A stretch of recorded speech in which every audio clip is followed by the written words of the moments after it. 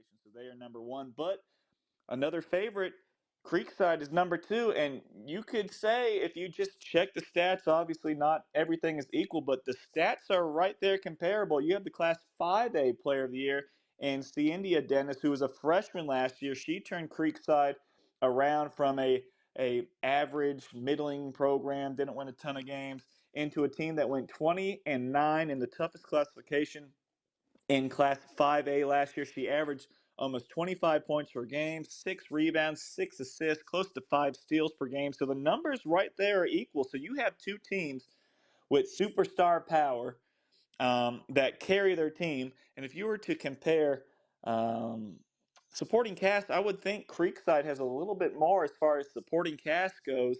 It's a young cast, but Sydney Hunter averaged 9 points per game, along with J.C. Mitchell. Both of those girls are going to be sophomores now.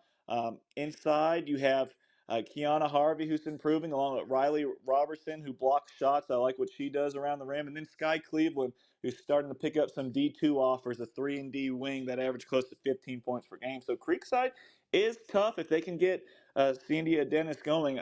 That is one of the very few players, especially in this classification, that could kind of maybe possibly match Kate Harpering bucket for bucket or nearly bucket for bucket.